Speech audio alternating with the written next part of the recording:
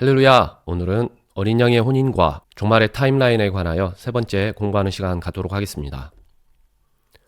성경은 결혼을 비유적으로 활용해서 마지막 때에 관해서 매우 상세하게 가르치고 있습니다. 그렇기 때문에 말세 예언을 이해하는 데 있어서 성경 속 혼인 내용의 의미를 정확히 파악하는 것이 중요합니다. 어린 양의 혼인과 종말의 타임라인을 엮어서 다음과 같이 시간순으로 정리해 볼 수 있습니다.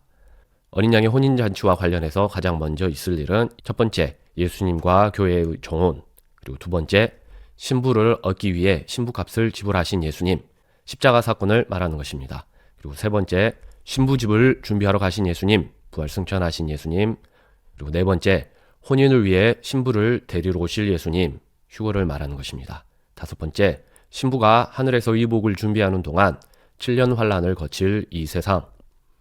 여섯 번째, 음녀 바벨론의 파멸과 신부 교회의 의복 준비 완료. 일곱 번째, 이스라엘의 민족적 회개와 예수님의 재림. 여덟 번째, 재림 때에 예수님과 함께 내려올 교회. 아홉 번째, 유대인의 부활 및 이스라엘로 모일 유대인들. 열 번째, 재림 예수님의 다양한 심판. 마지막 11번째, 천년왕국과 혼인만찬. 이러한 순서로 어린 양의 혼인과 종말의 타임라인을 엮어서 이렇게 나열해 볼 수 있는데, 지난 시간까지 해서 8번까지의 내용을 다루어 보았고, 오늘은 9번 그리고 10번의 내용에 초점을 맞추어서 함께 공부해 보도록 하겠습니다. 어린 양의 혼인과 그 종말의 이벤트를 그림으로 간단히 정리해 보면서 오늘 공부를 시작하겠습니다. 초림하신 예수님께서 십자가에서 교회를 위한 신부 값을 지불하셨습니다. 그리고 사람들은 예수님의 공로를 믿고 의지함으로써 예수님과의 정약 관계에 들어가게 됩니다.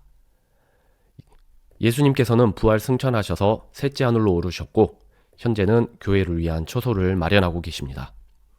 예수님의 처소 준비가 마무리되면 예수님께서는 약속하신 대로 강림하셔서 교회를 셋째 하늘로 휴거시키실 것입니다.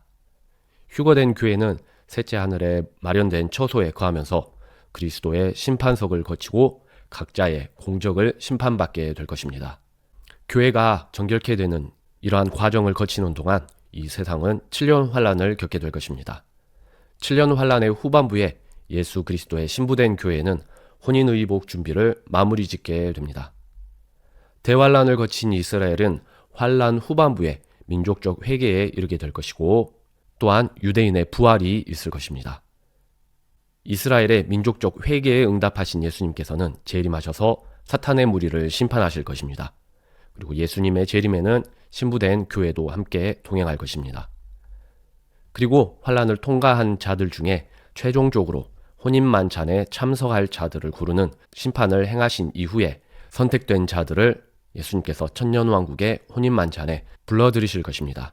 오늘은 구약 성도의 부활과 그리고 재림 예수님께서 행하실 다양한 심판들을 중심으로 함께 공부하겠습니다.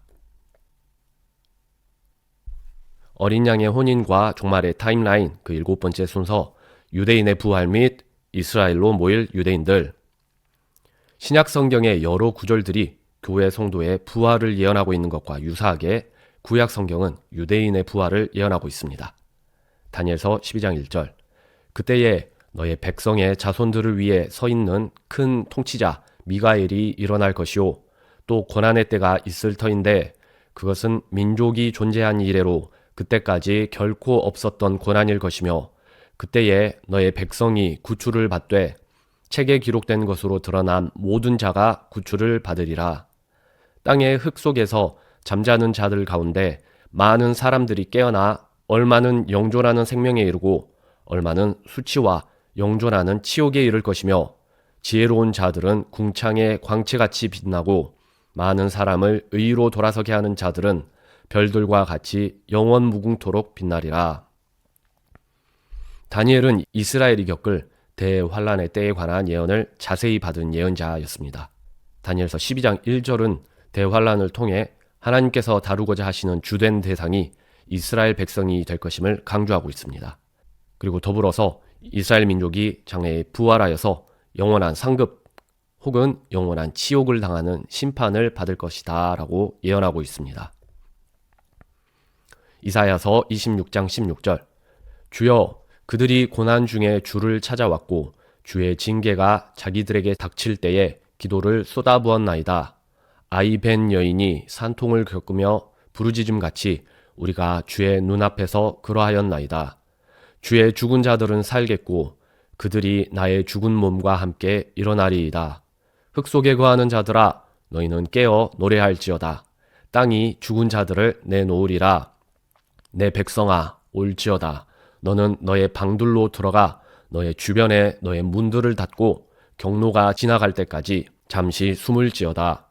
보라, 주께서 땅의 거주민들의 불법으로 인해 그들을 벌하시려고 자신의 처소에서 나오시나니 땅도 자기 피를 드러내며 자기의 죽임당한 자들을 다시는 덮지 아니하리라. 이사야서 26장 또한 이스라엘 민족이 겪을 대환란과 부활을 예언하고 있는 장입니다. 대환란 속에서 이스라엘 민족들은 회개에 이르고 그리고 예수님의 도우심을 구할 것입니다. 또한 유대인의 부활이 있을 것입니다. 그리고 나서 20절, 이스라엘 민족은 박해 속에서 하나님께서 예비하신 처소에 숨을 것이 예언되었습니다. 이것은 계시록 12장에서 하나님께서 이스라엘을 위해 예비하신 그 광야로 피하는 것과 같은 맥락으로 이해할 수 있습니다. 그리고 대환란을 끝내기 위해 재림하실 예수님의 모습까지 재림을 전후한 시기에 유대인이 겪을 일들을 이사야서 26장이 자세하게 제시하고 있습니다. 에스겔서 37장 12절, 오 내 백성아, 내가 너희 무덤들을 열고 너희를 너희 무덤들에서 올라오게 하며 너희를 이스라엘 땅으로 데려가리라. 또 내가 내 영을 너희 안에 두어 너희가 살게 하며 너희를 너희 땅에 두리니. 에스겔서 37장 역시 유대인들의 부활을 예언하고 있습니다. 더불어서 부활한 유대인들이 천년왕국의 중심지가 될 이스라엘 땅으로 모이게 될 것을 예언한다는 점에서 특기할 만합니다. 이처럼 다양한 구약 본문들이 유대인의 부활이 있을 것을 예언하고 있습니다. 그렇기 때문에 예수님 초림 당시에 바리새인을 비롯한 많은 일반 대중은 부활을 유대교 신앙의 중요한 한 축으로 믿고 있었습니다. 사도행전 23장 7절, 그가 이같이 말하매 바리새인들과 사두개인들 사이에 다툼이 생겨 그 무리가 나뉘었으니 이는 사두개인들은 부활도 없고 천사나 영도 없다고 말하나 바리새인들은 둘 다를 시인하기 때문이라. 신약시대에는 바리새인과 사두개인이 두 개의 서로 다른 권력 집단을 형성하고 있었습니다. 사두개인은 당시의 자유주의자 혹은 진보주의자로서 말씀의 권위를 총체적으로 부인하는 자들이었습니다. 그들과는 달리 바리새인들은 부활이 구약 성경의 가르침임을 믿었습니다. 유대인의 부활에 관련한 말씀들을 살펴보면 대략적으로 다음과 같이 말세의 타임라인을 세워볼 수 있습니다. 첫 번째, 대환란이 있고 그리고 대환란 중에 이스라엘 민족이 회개할 것이며 대환란 중에 택함받은 죽은 유대인들이 또한 부활을 할 것입니다.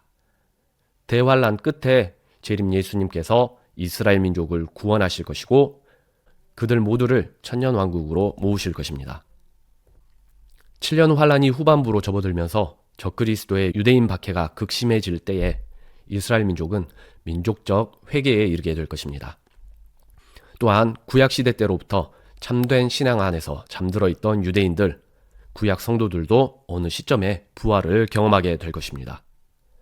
이러한 이스라엘의 민족적 회개에 응답하신 예수님께서는 그들을 피난처에서 보호하실 뿐만 아니라 재림하셔서 그들을 구원하실 것입니다. 재림 예수님께서는 유대인 중에 선택된 자들과 그리고 부활한 자들을 모두 이끌고 천년왕국으로 들어가실 것이다 라는 것이 대략적으로 이해할 수 있는 타임라인인 것입니다. 유대인들이 부름받을 때에 불리워질 큰 나팔 소리, 한편 이사야서 27장은 하나님께서 이스라엘의 남은 자들을 천년왕국으로 불러들이실 때를 다음과 같이 예언하고 있습니다. 이사야서 27장 12절, 오 너희 이스라엘 자손들아, 그날에 주께서 너희를 하나하나 모으시리라. 그날에 큰 나팔 소리가 울리리니 아시리아 땅에서 멸망하게 된 자들과 이집트 땅에서 쫓겨난 자들이 와서 예루살렘의 거룩한 산에서 주께 경배하리라. 재림 예수님께서 천년왕국을 건설하실 때에 예루살렘을 그 수도로 삼으실 것입니다. 환란을 거쳐 나온 이스라엘의 남은 자들은 하나님께 부름을 받아서 하나님을 경배하기 위해 예루살렘으로 모여들 것입니다. 그때에 이들을 모으는 것이 큰 나팔소리로 지시되고 있다는 점이 우리가 특기할 만합니다. 그런데 이와 동일한 내용이 십자가형을 앞둔 예수님의 설교에서도 발견이 됩니다.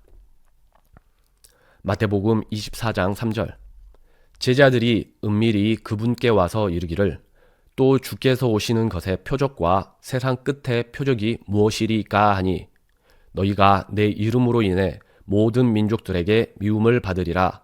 그때에 유대에 있는 자들은 산들로 도망할지어다. 너희의 도피하는 일이 안식일에 일어나지 않도록 너희는 기도하라. 그때에 큰 환란이 있을 터인데 세상이 시작된 이래로 이때까지 그런 환란이 없었고 이후에도 결코 없으리라. 그 날들의 환란 뒤에 땅의 모든 지파들이 애곡하며 사람의 아들이 권능과 큰 영광을 가지고 하늘의 구름들 가운데서 오는 것을 보리라. 그가 큰 나팔 소리와 함께 자기 천사들을 보낼 터인데 그들이 그의 선택받은 자들을 하늘 이 끝에서 저 끝까지 사방에서 함께 모으리라. 마태복음 24장과 25장은 예수님께서 대환란과 재림의 때에 관해 예언을 상세히 주시는 장입니다. 예수님께서는 환란을 예언한 이 말씀들을 모든 민족들에게 미움받을 민족, 그리고 유대에서 안식을 지키다가 환란을 당할 가능성이 있는 민족에게 주셨습니다. 이것은 명백하게 유대인을 지칭하는 것입니다. 즉, 이 말씀이 주어진 주된 대상이 유대인이라는 것입니다. 뒤이어서 예수님의 재림의 모습이 그려지고 있는데 이때에 예수님께서는 그분의 선택을 받은 자들을 모으실 것입니다. 그런데 그들을 모으는 소리가 큰 나팔 소리일 것이다 라고 다시 한번 강조되고 있는 것입니다. 결론적으로 대환란 중에 유대인의 부활이 있을 것이고 또한 환란을 거쳐 나온 유대인들 또한 선별되어서 나팔 소리와 함께 천년왕국으로 부름을 받게 될 것입니다. 그렇다면 천년왕국으로의 입장이 허락된 자는 누구이고 거부된 자는 누구인가 하는 문제가 남게 됩니다. 예수님께서는 다양한 비유를 통해서 천년왕국에 들어갈 자와 그렇지 못할 자를 가르는 기준을 가르쳐 주십니다. 8번째, 재림 예수님의 다양한 심판, 혼인만찬 참석자를 최종 선별하는 과정. 예수님께서는 마태복음 24장, 25장의 비유를 중심으로 예수님께서 다양한 사람들을 선별하시는 심판의 모습이 어떠할지 알려주십니다. 마태복음 24장, 25장의 비유에 드러난 다양한 선별 과정을 정리해보면 다음과 같이 정리해 볼 수 있습니다. 첫 번째, 하나님께서 하나님의 극렬 대적자들을 선별하실 것입니다. 그리고 두 번째, 하나님께서 환란을 생존해 나온 유대인들 중에 알곡을 선별하실 것입니다. 그리고 세 번째, 환란을 거쳐 나온 생존 이방 민족들 중에 양을 선별하실 것입니다. 이 각각의 선별의 과정들을 정리해 보도록 하겠습니다. 첫 번째, 하나님의 극렬 대적자들을 선별. 마태복음 24장 37절. 그러나 노아의 날들이 어떠했던 것과 같이 사람의 아들이 오는 것도 그러하리라.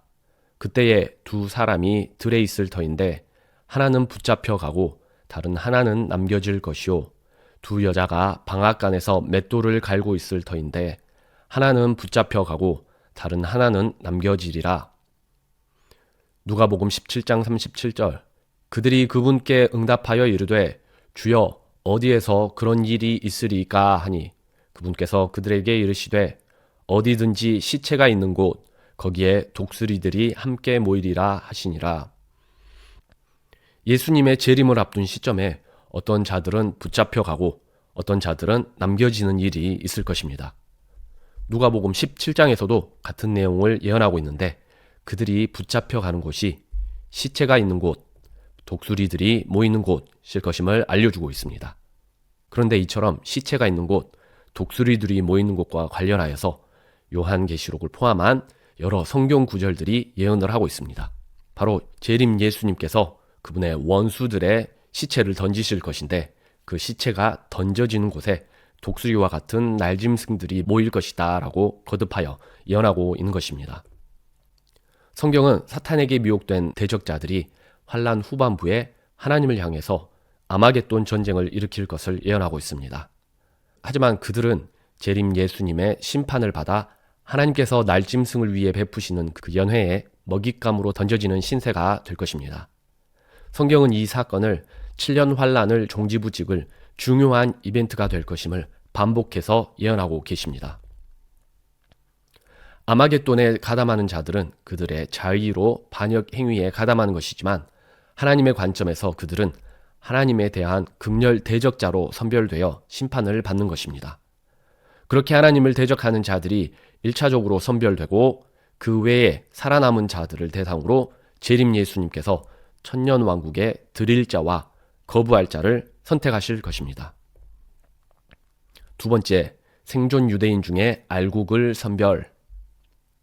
마태복음 24장에서 25장의 비유 중 종 그리고 처녀 비유가 등장합니다. 그런데 성경은 이 비유를 통해서 환란을 통과할 이스라엘 민족의 태도가 어떠해야 하는지를 강조해서 가르치고 있습니다.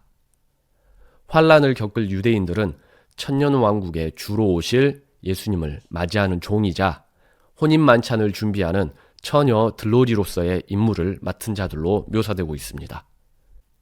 마태복음 24장 45절, 자기 주인에게서 그의 집안 사람들을 넘겨받아 다스리며 제때에 그들에게 양식을 줄 신실하고 지혜로운 종이 누구냐?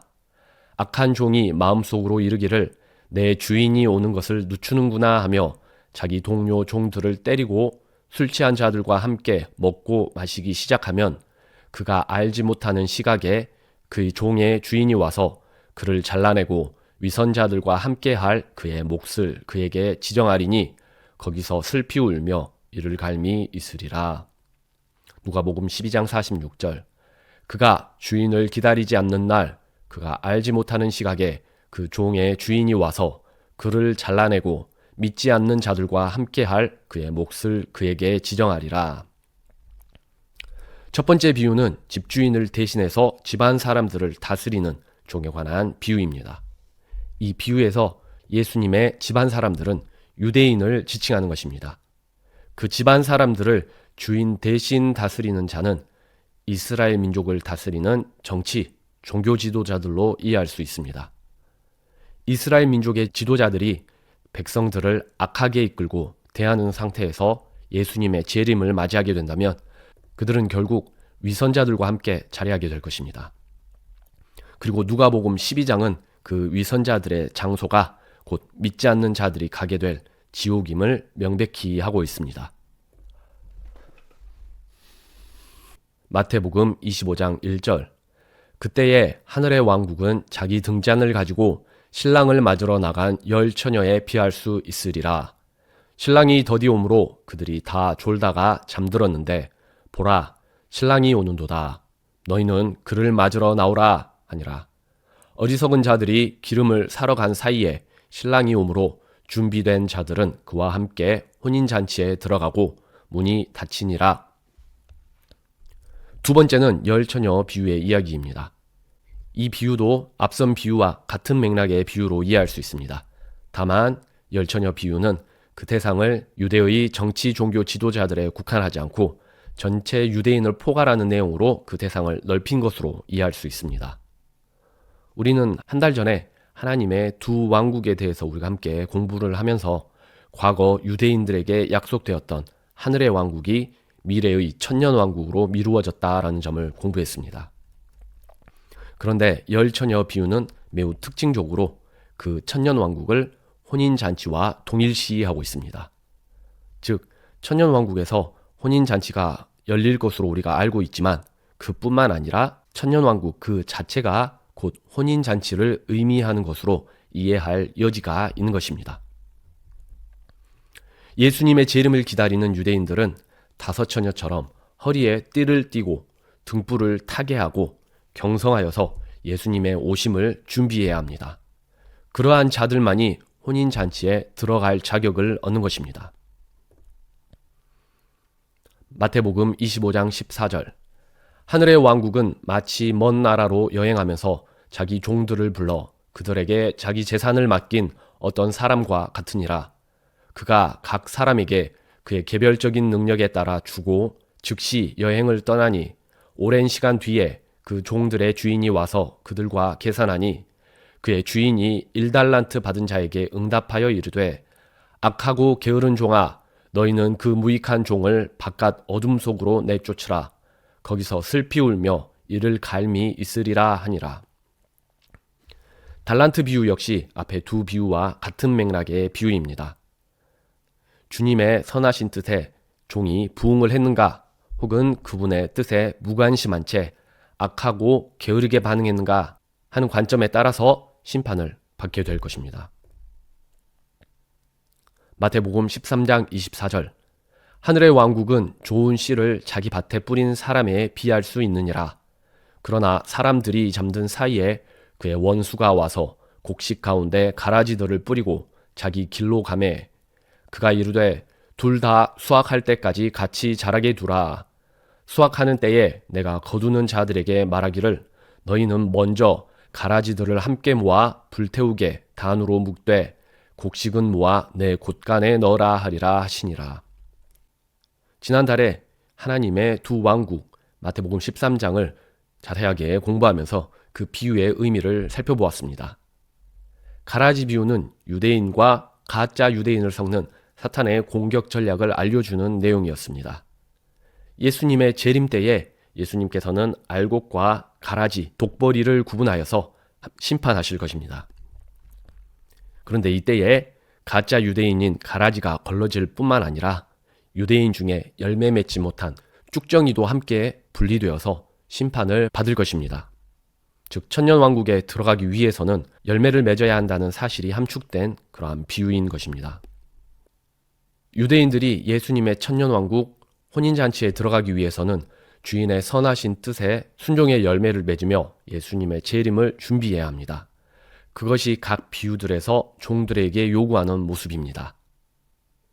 그러한 모습이 비유들에서 집주인을 대신하여 충성되게 집안 사람들을 다스려라 라는 명령으로 드러나고, 또한 등불 준비를 하고 깨어서 신랑을 기다려라, 주인의 뜻에 부응하여서 선하게 충성되게 순종해라 라는 명령으로 드러나는 것입니다.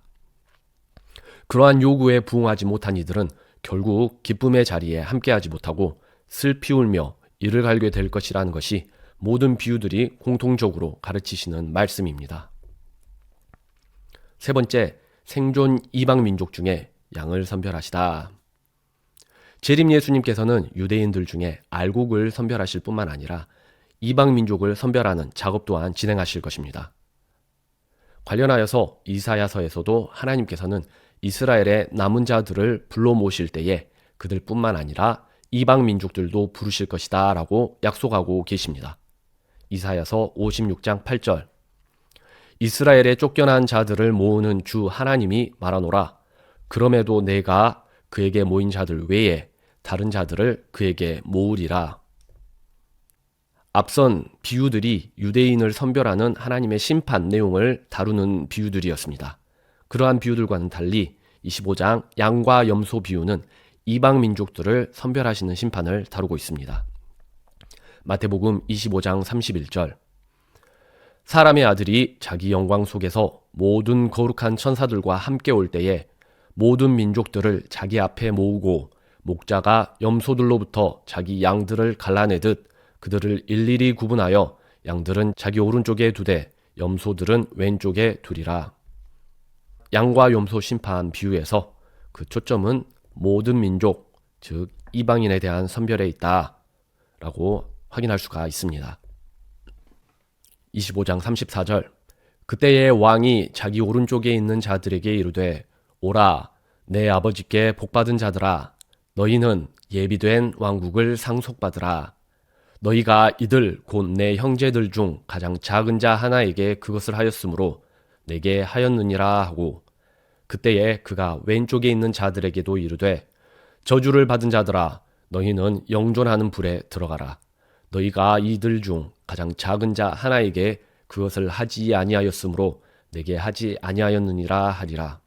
그리하여 이들은 영존하는 형벌에 들어가되 의로운 자들은 영원한 생명에 들어가리라 하시니라.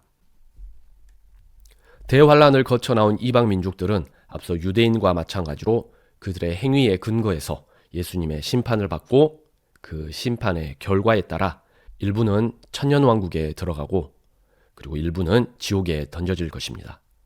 이때 이방 민족을 심판하는 핵심 근거는 예수님의 형제들, 즉 예수님을 믿고 따르고자 하는 자들, 그리고 그 중에서도 유대인들을 환란 기간 중에 얼마나 선대했느냐 하는 점이 핵심 기준이 될 것입니다. 환란을 통과하는 이방 민족들은 의로운 행실을 인정받아야지만 천년왕국의 입장이 허락될 것입니다. 이러한 가르침은 마태복음 22장에서 적절한 의복을 준비한 하객에게만 혼인잔치 입장이 허락된 것과 일맥상통합니다. 마태복음 22장 2절 하늘의 왕국은 마치 자기 아들을 위해 혼인잔치를 베푼 어떤 왕과 같으니라. 그가 자기 종들을 보내어 결혼식에 초대받은 자들을 불렀으나 그들이 오려 하지 아니하매 그가 다시 다른 종들을 보내며 이르되 내가 모든 것을 준비하였으니 혼인잔치에 오라 하라 하였으나 그들이 그것을 가볍게 여기고 남은 자들은 그의 종들을 붙잡아 모욕을 주고 죽이니라. 예수님 초림 때에 유대인들에게 약속되었던 하나님의 왕국이 그 계시를 목전에 두고 있었습니다. 그런데 유대인들이 그 왕국과 그리스도를 거절하였고 그것으로 인해 왕국 계시가 미래로 연기되었습니다. 흥미로운 점은 앞서 열처녀 비유와 마찬가지로 이 마태복음 22장 비유에서도 마치 어린 양의 혼인잔치가 천년왕국과 동일한 것으로 이해되도록 제시하고 있다라는 점입니다. 어찌되었든 유대인들은 초림 때에 예수 그리스도를 거절함으로써 그들에게 약속되었던 왕국이 미래로 연기되었습니다. 7절 그러나 왕이 그것을 듣고 노하여 자기 군대들을 보내 그 살인자들을 멸하고 그들의 도시를 태우고는 그때에 자기 종들에게 이르되 결혼식은 준비되어 있으나 초대받은 자들이 합당하지 아니하니 그러므로 너희는 만나는 자들을 다 혼인잔치에 초대하라 하매 이에 나쁜 자든 좋은 자든 만나는 자들을 모두 다 함께 모으니 결혼식에 손님들이 가득하더라. 메시아를 거절함으로 인해서 유대인들은 궁극적으로 하나님의 진노가 쏟아지는 7년 환란을 통과하게 될 것입니다. 하나님께서는 7년 환란 중에 다시 한번 그분의 종들을 보내서 온 세상 사람들을 그분의 왕국 잔치로 초대할 것입니다. 요한계시록은 말세에 유대인 출신의 두 증인이 하나님으로부터 보냄을 받아 그분을 증거할 것이다 라고 예언하고 있습니다. 그뿐만 아니라 하나님의 인을 받을 14만 4천 명의 유대인들도 그러한 역할을 감당할 것입니다. 이렇게 유대인 종들에 의해서 곧 임박한 혼인잔치, 천년왕국으로의 초대가 이루어지면 그때에는 많은 사람들이 초대에 반응하여 들어올 것입니다. 마태복음 22장은 이를 나쁜 자, 좋은 자 할 것 없이 많은 이들이 초대에 응할 것이다 라고 표현하고 있습니다. 11절 왕이 손님들을 보러 들어올 때에 거기서 결혼식 예복을 입지 않은 한 사람을 보고 그에게 이르되 친구여 어찌 너가 결혼식 예복을 입지 않고 여기 들어왔느냐. 그때에 왕이 종들에게 이르되 그의 손발을 묶고 그를 데려다가 밭갓 어둠 속으로 내쫓으라. 거기서 슬피 울며 이를 갈미 있으리라 하니라. 부름받은 자들은 많으나 선정된 자들은 적으니라 하시니라. 하지만 초대에 응했다고 해서 모두가 혼인잔치에 참석할 자격을 얻는 것은 아닙니다. 적절한 예복을 입어야 천년왕국의 혼인잔치에 참석할 수 있는 것입니다. 이때 적절한 예복이란 환란기를 지나는 각 개인이 의로운 행실, 순종의 열매를 맺어야 함을 의미하는 것임을 앞서 공부한 그 비유들을 통해서 우리가 확인할 수 있었습니다. 예수님의 재림을 앞두고 막판에 혼인잔치, 천년왕국에 초대받아 그 초대에 응답하는 많은 자들이 있을 것입니다. 하지만 이들 모두가 천년왕국에서 열릴 혼인잔치에 들어가기에 적합한 자로 받아들여지는 것은 아닙니다. 환란 중에 의로운 행실로서 적절한 의복을 준비한 이들만이 마치 양이 염소로부터 구분되듯이 구분되어서 천년왕국의 혼인만찬 입장이 허락될 것입니다. 이렇게 예수님의 다양한 심판, 혼인만찬 참석자를 최종 선별하는 그 심판을 정리해 보았습니다. 다시 한번 예수님의 선별 과정을 정리해 보면 첫 번째로 하나님을 적극 대적하는 자들을 먼저 선별하실 것입니다. 그 원수들은 날짐승의 연회에 그들의 시체가 던져지게 될 것입니다. 그리고 두 번째, 생존 유대인들 중에 알곡이 선별될 것입니다. 이것은 깨어서 준비하는 자들이 혼인잔치에 입장을 허락받을 것임을 의미하는 것이고, 그리고 마지막으로 생존 이방민족들 중에 양이 선별될 것입니다. 환난 중에 예수 그리스도를 믿고 따르는 자들, 그리고 특별히 그들 중에 유대인들을 선대하는 자들이 혼인잔치에 입장을 허락받을 것입니다. 이처럼 다양한 선별의 과정의 내용을 다룬 것이 마태복음 24장 그리고 25장의 비유들의 내용입니다. 그리고 이 과정을 통해서 천년왕국의 혼인잔치에 참석할 자들이 완성될 것입니다. 교회 성도와 환난 성도의 혼인잔치 참여 조건 비교. 천년왕국의 혼인잔치에 참여할 자격을 얻기 위해서 7년 환난을 거쳐 나온 자들은 하나님 앞에서 예수님을 믿는 그들의 믿음을 의로운 행실로서 인정받아야 합니다. 하나님께 인정을 받고 입장을 위한 기준을 통과하여야만 천년왕국의 혼인잔치에 입장이 허락되는 것입니다.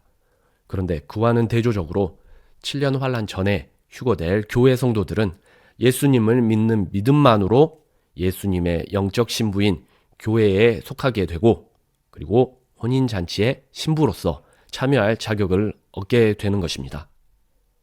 이것은 의로운 행위가 요구되는 환난기와는 확연히 구분되는 교회 시대의 특징인 것입니다. 오늘 공부한 내용을 퀴즈로 정리해 보면서 공부를 마치도록 하겠습니다. 1번, 여러 구약 성경의 구절들은 유대인 구약 성도의 부활에 대해 예언하고 있다. 구약 성경 구절들이 유대인의 부활에 대해 예언하고 있다, 혹은 예언하고 있지 않다. 정답은 예언하고 있다. 2번, 예수님 초림 당시 다수의 유대인들은 부활을 믿고 있었다. 예수님 초림 당시 유대인들은 부활을 믿고 있었다, 혹은 믿고 있지 않았다. 정답은 O, 믿고 있었다. 3번, 재림 예수님께서 선택받은 유대인들을 모으실 때에 어떤 소리가 날 것인가? 재림 예수님께서 유대인들을 모으실 때에 나는 소리는 무엇인가? 정답은 큰 나팔 소리. 4번, 하나님을 극렬 대적하는 자들은 환난 끝에 아마겟돈 전쟁을 일으키다가 심판을 받게 된다. 그들의 시체는 무엇의 먹이로 주어지는가? 극렬 대적자들은 어떠한 것의 연회에 던져지게 되는가? 정답은 날짐승, 독수리. 5번, 혼인만찬이 임박하자 종들이 모든 사람을 잔치에 초대하도록 보냄받는다. 이때 사람들을 초대하는 종들은 환난 중에 온 세상에 왕국 복음을 전파할 유대인들을 지칭한다. 잔치에 사람들을 초대하는 종들은 말세의 환난 중에 온 세상에 왕국 복음을 전파할 유대인들을 지칭한다. 정답은 O. 6번, 많은 사람들이 천년왕국의 혼인잔치에 들어가고자 할 것이지만 적절한 혼인의복을 입은 사람만이 입장을 허락받게 될 것이다. 적절한 혼인의복이 뜻하는 것은? 적절한 혼인의복은 무엇을 뜻하는가? 정답은 의로운 행실, 하나님의 뜻에 대한 순종, 이런 것들로 이해할 수 있습니다. 그리고 7번, 교회 성도는 환난 성도와는 달리 무엇으로서 혼인잔치에 참여할 자격을 얻는다. 교회 성도는 의로운 행실이 요구되는 환난 성도와는 달리 어떤 것 하나만으로서 혼인잔치에 참여할 자격을 얻는다. 정답은 예수님을 믿는 믿음.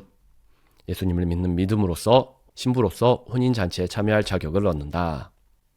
다음 주에는 혼인만찬과 종말의 타임라인을 총정리하면서 마무리하는 시간을 갖겠습니다. 한 주간 오늘 공부한 내용들을 잘 정리해 보시면서 그러한가 상고하시고 성경의 내용들을 잘 나누어 연구해 보시는 한 주 되시기를 바랍니다. 감사합니다.